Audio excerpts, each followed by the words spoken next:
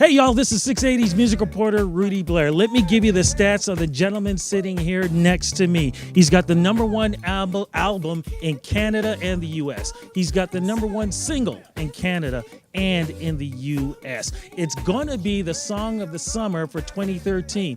Plus, just recently, this man made some music history, selling 400,000 downloads of his single Blurred Lines in 4 weeks. No other artist has done that. He's also going to be the headliner for Kiss 92.5 Wham Bam. And the best part about all this is his dad is Alan Thicke. Robin Thicke is in the house, my friend. How you doing? Good seeing you. Good to see and, you. You know, the thing I'm so happy about all this success for you, my friend, and we were talking about this earlier. I mean, this is like our 6th interview. Yeah, man. You know, and we've been doing this from back in the day, and look how things have exploded for you this year. Very exciting.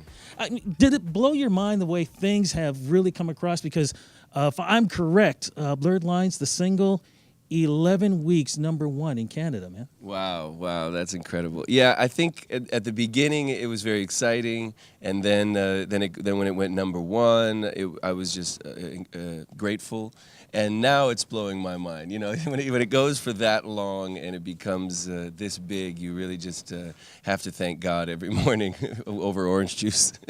Well, look, I want to talk about, because I know we don't have a lot of time, but I got to squeeze a lot in here. Please. When you were recording this album, okay, even before it was released, you had other artists that were kind of doing your style, that they were releasing their songs, like Justin Timberlake. You had Daft Punk. I mean, what were you thinking when they were, making all these hits with their music, and here you are just about to release your album with the style that you've been doing for so many years? Well, I mean, it's not my style. It's just I've always been a throwback kind of an artist. I love live horns, live strings, live music and soul music, and so I think it's just natural that certain artists will be inspired by the same artist that I'm inspired by, and I think that's what's happening this summer is just with Bruno and Treasure and Daft Punk and Justin, we're all appreciating and enjoying the music of the 70s and bringing a little bit of that flair back. No, why did you always enjoy that style of music? Because we've talked about it so many times. There's something about the freedom of it and the imperfection and the soul and the celebration that comes with the music from the 70s that, I don't know, I just seem to relate to. Why do you think it's clicking now after all these years, man? Everything has its ebb and flow of in pop culture. People have been making this style of music every year since the 70s, but sometimes it just hits. You get a couple great songs by a couple great artists, and it becomes the new sound for a few months. The album Blurred Lines. Which means it'll probably be another 5 or 6 years before I'm current again. The album doing extremely well, of course, as we talked about earlier, but the singles on that, I mean, everybody's jumping on Blurred Lines.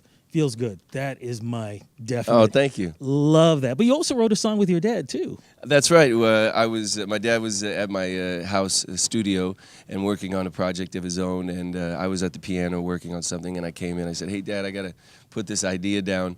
And as I was putting the idea down, he started whispering great lyrics into my ear, and I was like, "That's wonderful, Dad. I don't even know what that word means," because I didn't go to college. This guy's got a vocabulary out of this world.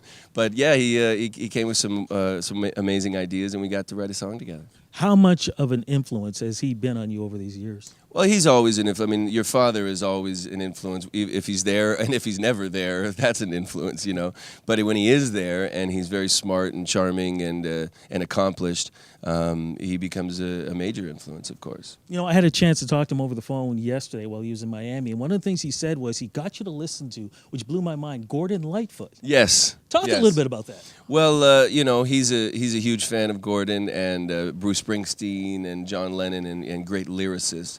And so my dad would always try to get me to improve my lyrics and try to be the best lyricist I can. And Gordon's one of the great lyricists, so we appreciate him in our house. But you also kind of bumped around with some music too, man, from MJ, Billy Idol, all that stuff. Yeah, well, I was when you're a 7-year-old kid, you you hear what's on pop radio or what's on MTV or whatever that is. So Billy Idol was a big star on MTV when I was like 7 years old. So I still have Billy Idol hair actually, but I would spike my hair up and be Billy Idol for Halloween. And then I saw Michael Jackson, and that was the end of Billy Idol. You remember that moonwalk? You remember when he did that on TV? I don't remember that because it was I was a little too young when the moonwalk moment happened. Of course, I saw it years later, but I think it was more the Thriller video that kind of made me the biggest fan in the world. Yeah, everybody got home to see that one. Yeah, Man. We'll you bet. never forget that, though. But do you realize, though, that now you could be influencing so many young people right now, too, with that style of Scary. music? It's very scary.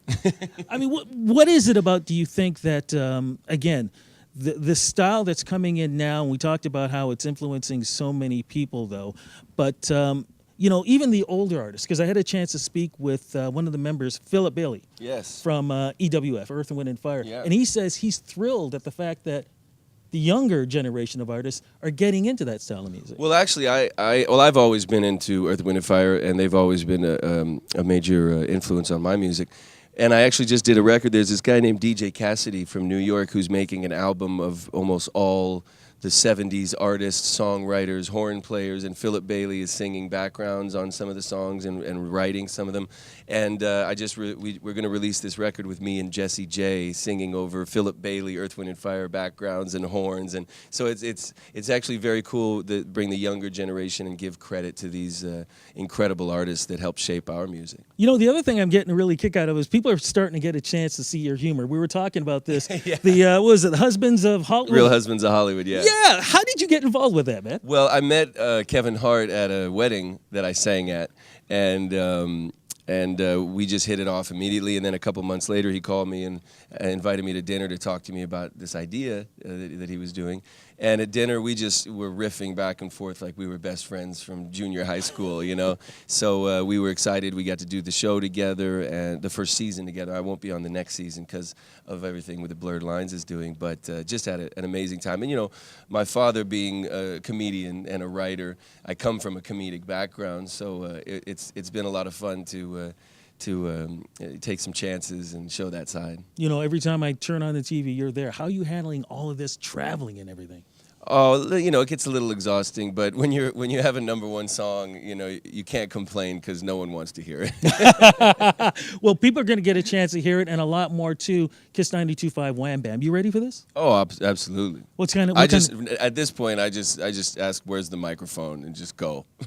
Just give me the mic. Let's do this. What kind of show is it going to be like for the fans? Well, you know, we always have the live band and try to make it, you know, soulful, sexy, fun party. You know, that's what we try to go for.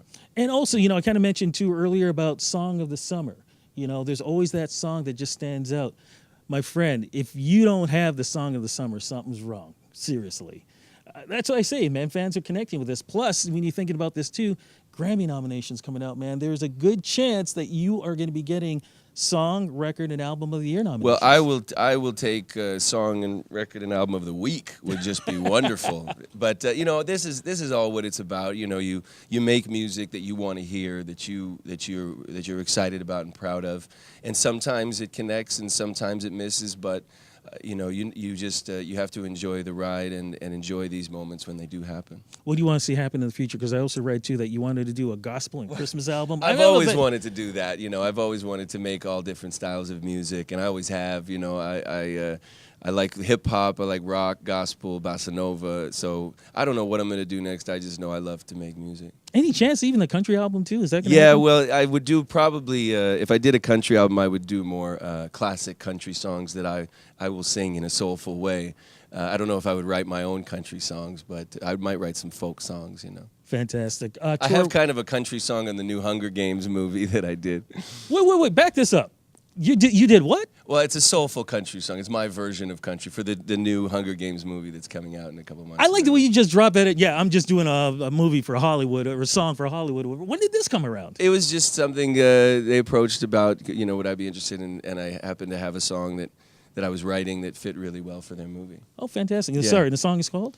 What's it called? It's called Raindrops. That's right. Fantastic. When's the tour going to happen for you, my friend? We're actually to do most of the touring next year. This year we're just going to do some spot dates and And then next year we're going to plan the world tour, you know. You know, I saw you when you were a special guest for Alicia Keys when you were here Yes. playing at the ACC. Are you going to have that? What was it? I think you had like a silver microphone or something like that, man. Well, I have a gold I always use a gold microphone, yeah. You going to use that again? Oh, yeah, that's kind of my thing. I cannot wait for that, my friend. Congratulations. Thank you so and much. all the success that you've had. Pleasure. Great to see you again. Thank you. And, of course, folks, make sure you check out all the other interviews on 680news.com. This is 680's music reporter Rudy Blair with Robin Thicke saying, hey, we will see you on the flip side.